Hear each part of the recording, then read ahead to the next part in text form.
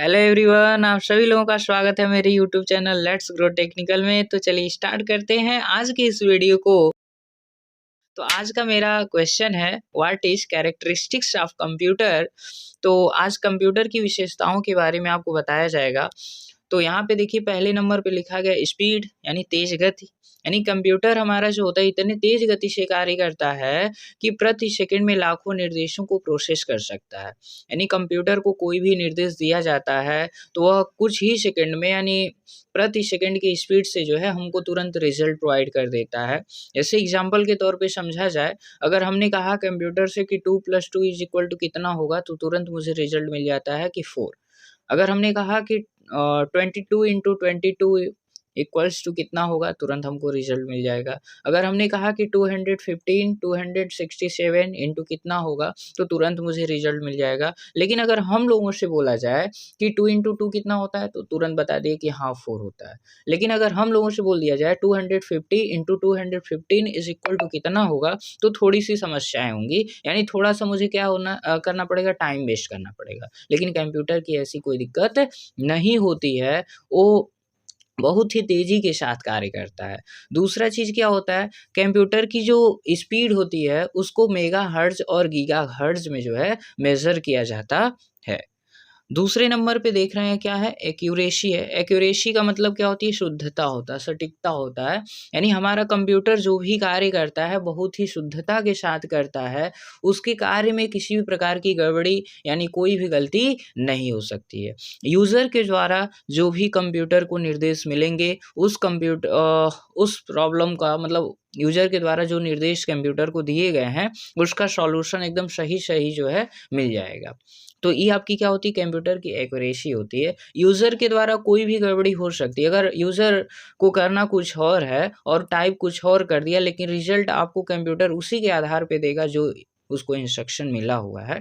जैसे मान लीजिए एग्जांपल के तौर पे कि अगर यूज़र को जोड़ना था 2+2 इज इक्वल टू कितना होगा और गलती से टाइप कर दिया 2 × 2 तो कितना आ जाएगा, 4 हो जाएगा। लेकिन 2+2 इज इक्वल टू ही क्या होता है, 4 होता है। लेकिन चलिए दूसरा एग्जांपल ले लेते हैं।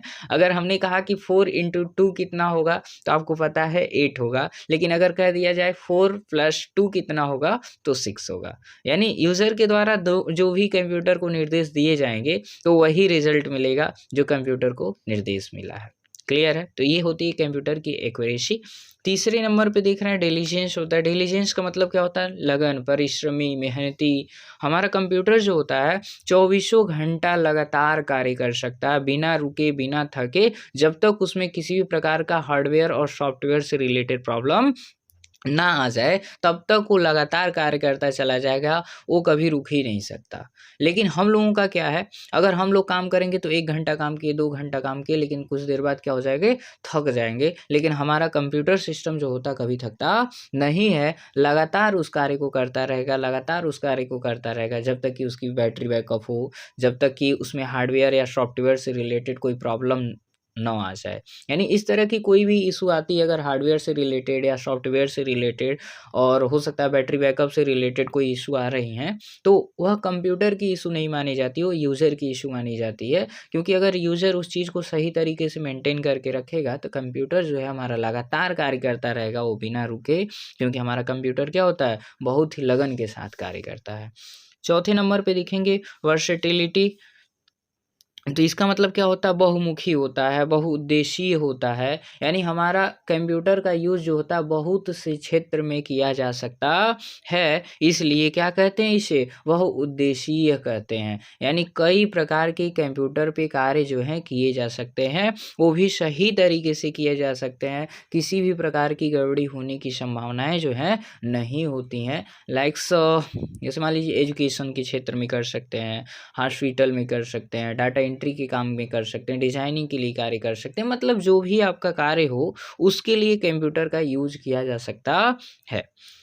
पाँचवें नंबर पे देख रहे हैं रिलायबिलिटी, मतलब विश्वसनीयता होता है। यानी कंप्यूटर हमारा इतना विश्वास पात्र होता है कि इसके ऊपर जितना विश्वास कर सकते हो कर सकते हो, क्योंकि ये बिना आपके परमिशन के कोई भी वर्क नहीं करने वाला है। चाहे जैसे मान लीजिए यदि आपके कंप्यूटर से कोई डाटा किसी दूसरे लैपटॉप में शेयर करना हो, तो जब तक आप कमांड नहीं देंगे कंप्यूटर को, जब तक आप कंप्यूटर को एक्सेस नहीं करेंगे, तब तक हमारा कंप्यूटर अपने मन से जो है, खुद से जो है, किसी दूसरे के लैपटॉप में अपना डाटा शेयर नहीं कर सकता है। इसलिए हमारा कंप्यूटर क्या होता है, विश्वसनीयता के साथ कार्य करता है। तो ये है, लेकिन लोगों पे क्या है, आज आप किसी से कह दिए कुछ भी और वो दूसरे से जाकर बता देंगे, तो ये सारी चीज़ें समस्या होती हैं। बट कंप्यूटर में ऐसी चीज़ें नहीं होती हैं। बिना परमिशन के आपका कंप्यूटर जो है गलत कार्य नहीं कर सकता है, यानी अपना डाटा किसी दूसरे लैपटॉप में शेयर नहीं कर सकता, या कुछ भी जो है बिना बिना इंस्ट्रक्शन के खुद एक्सेस नहीं कर सकता है। तो ये सारी चीज़ें होती हैं इसके अंतर्गत। अगला नंबर होता है कंसिस्टेंसी। तो कंसिस्टेंसी का मतलब क्या होता है, स्थिरता होता है।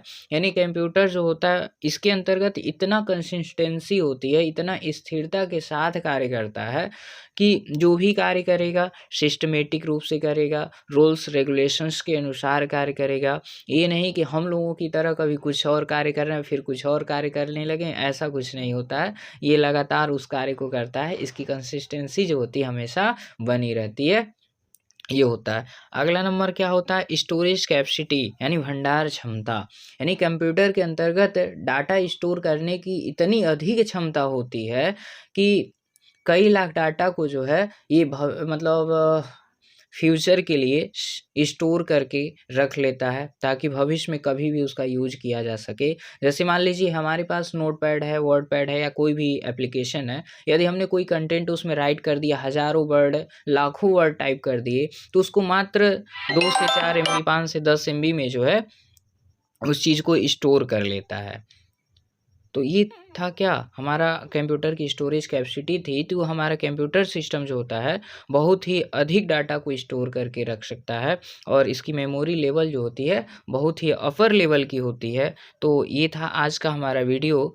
तो मिलते हैं नेक्स्ट वीडियो में, तब तक के लिए बाय बाय। तो मेरे वीडियो को लाइक शेयर करना ना भूलिएगा, और मेरे चैनल को सब्सक्राइब कर लीजिएगा ताकि नेक्स्ट वीडियो की नोटिफिकेशन मिलती रहे।